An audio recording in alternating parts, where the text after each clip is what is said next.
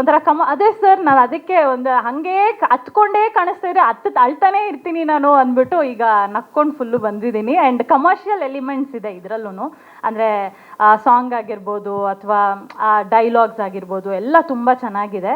So ನೋಡಿ sir, ಒಂದು ಬೇರೆ ಥರದ್ದೇ ಕಾಣಿಸ್ಕೊತೀನಿ.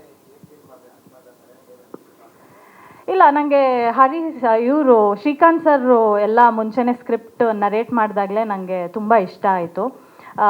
ನಾನು ಸಾಕ್ಷಿ ಅನ್ನೋ ಪಾತ್ರ, ಅಂದರೆ ಒಂದು ಡಾಕ್ಟರ್ ಪಾತ್ರ ಮಾಡ್ತಾ ಇದ್ದೀನಿ.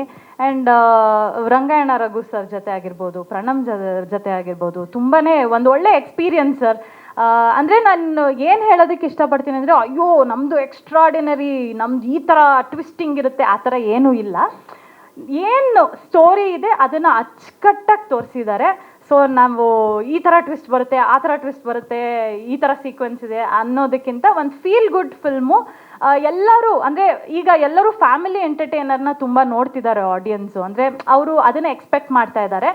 ಇದು ಪಕ್ಕಾ ನಾನು ಹೇಳ್ತೀನಿ, ಒಂದು ಒಳ್ಳೆ ಫ್ಯಾಮಿಲಿ ಎಂಟರ್ಟೈನರು. ಮತ್ತು ಥಿಯೇಟ್ರಿಂದ ವಾಪಸ್ಸು ಮನೆಗೆ ಬರಬೇಕಾದ್ರೆ ಒಂದು ಚೂರಾದರೂ ಒಂದು ಸ್ವಲ್ಪ ಒಂದು ಆ ಎಮೋಷ್ನಲ್ ಇದನ್ನು ಟೇಕ್ ಅವೇ ಮಾಡ್ತಾರೆ ಆಡಿಯನ್ಸ್, ಅದಂತೂ ಪಕ್ಕ. ಅಯ್ಯೋ, ನಮ್ಮ ಡೈರೆಕ್ಟರ್ ಮಾಡ್ತಿದ್ದಾರೆ ಸರ್.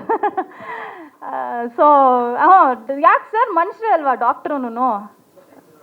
ಇಲ್ಲ ಸರ್, ನಾ ಟ್ರೇನಿ ಅಲ್ವಾ ಸರ್, ಅಷ್ಟೆಲ್ಲ ತುಂಬ ನಾನು ಫೋಕಸ್ಡಾಗಿ ಏನಿಲ್ಲ. ಆರಾಮಾಗಿ ಟೈಮ್ ಸಿಕ್ಕಿದೆ ಆ್ಯಂಡ್ ಡೈರೆಕ್ಟ್ರು ಟೈಮ್ ಮಾಡಿಕೊಟ್ಟಿದ್ದಾರೆ.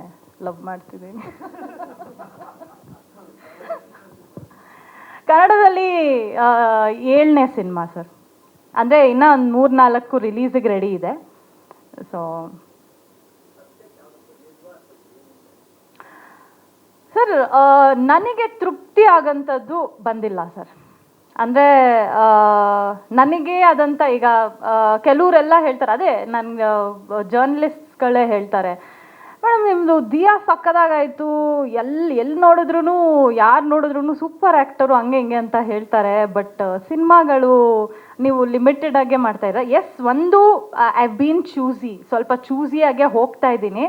ಬಟ್ ನನಗೇನಂದರೆ, ನನಗೆ ತುಂಬ ಇಷ್ಟ ಇರೋ ಡೈರೆಕ್ಟರ್ಸ್ ಮತ್ತು ಸೆನ್ಸಿಬಲ್ ಡೈರೆಕ್ಟರ್ಸ್ ಜೊತೆ ನಾನು ವರ್ಕ್ ಮಾಡೋದಕ್ಕೆ ಇಷ್ಟ. ಆ್ಯಂಡ್ ಅಥವಾ ಹೊಸಬ್ರು ಬಂದು ಕ್ರಿಯೇಟಿವ್ ಆಗಿ ಏನಾದ್ರು ಹೇಳಿದ್ರೂ ತುಂಬಾ, ಅಂದರೆ ಅವ್ರಿಗೇನು ಬೇಕೋ ಅದು ಸಪೋರ್ಟ್ ಮಾಡಿ ನಾನು ಮಾಡ್ತೀನಿ.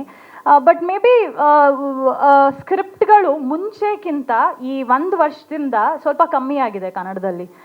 ಅಷ್ಟು ಸ್ಕ್ರಿಪ್ಟ್ಸ್ ನನಗೆ ಬರ್ತಾಯಿಲ್ಲ, ಹಾನೆಸ್ಟಾಗಿ ಹೇಳ್ತಾ ಇದ್ದೀನಿ. ಅಪ್ರೋಚ್ ಮಾಡ್ತಾ ಇದ್ದಾರೆ 1-2. ಈಗ ಸರ್, ಮುಂಚೆ ಎಲ್ಲ ಒಂದು ಲಾಸ್ಟ್ ಇಯರ್ ಎಲ್ಲ ನನಗೆ ವಾರಕ್ಕೆ 2 ಸ್ಕ್ರಿಪ್ಟು ಅಥವಾ ತಿಂಗಳಿಗೆ 3 ಸ್ಕ್ರಿಪ್ಟು ನಾನು ಕೇಳ್ತಾ ಇದ್ದೆ. ಬಟ್ ಇವಾಗ ಏನಾಗ್ತಾಯಿದೆ, ಪ್ರೆಸೆಂಟ್ ಇದರಲ್ಲಿ ಆ ಸ್ಕ್ರಿಪ್ಟ್ ಕೇಳೋದು ಕಮ್ಮಿ ಆಗಿದೆ, ಅಂದರೆ ಅಪ್ರೋಚ್ ಮಾಡೋದೂ ಕಮ್ಮಿ ಆಗಿದೆ. ಮತ್ತು ಗೊತ್ತಿಲ್ಲ ಏನು ಆಗ್ತಾ ಇದೆ ಅಂತ ನನಗೂ ಕನ್ಫ್ಯೂಷನ್ ಇದೆ, ಯಾಕೆ ಹಿಂಗೆ. ನನ್ನೊಬ್ಳಿಗೆ ಅಲ್ಲ, ಎಲ್ಲ ಆ್ಯಕ್ಟರ್ಸ್ಗೂ ಎಲ್ಲ ಆ್ಯಕ್ಟ್ರೆಸಸ್ಗೂ ಇದು ಆಗ್ತಾ ಇದೆ ಅಂತ ಹೇಳ್ತೀನಿ.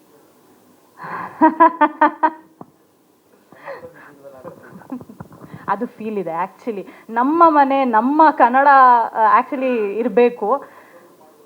ಇವಾಗ ಬ್ರೆಡ್ ಆ್ಯಂಡ್ ಬಟರ್ ಅಲ್ವಾ ಸರ್, ನಂಗೆ ಇದು ಬಿಟ್ಟು ಇನ್ನೇನು ಗೊತ್ತಿಲ್ಲ. ಸೊ ಏನಾರ ಬೇರೆ ಗೊತ್ತಿದ್ರೆ ಓಕೆಪ್ಪ, ವೆಯ್ಟ್ ಮಾಡೋಣ, ಇಲ್ಲೇ ಮಾಡೋಣ ಅಂತ ಮಾಡ್ಬೋದಾಗಿತ್ತು. ಇವಾಗ ಹೊರಗಡೆನೂ ಸ್ವಲ್ಪ ಮಾರ್ಕೆಟ್ ಇದು ಮಾಡ್ಕೊಳ್ಳೋಣ, ಎಕ್ಸ್ಟೆಂಡ್ ಮಾಡ್ಕೊಳ್ಳೋಣ ಅಂತ ಡೂಯಿಂಗ್ ಇಟ್.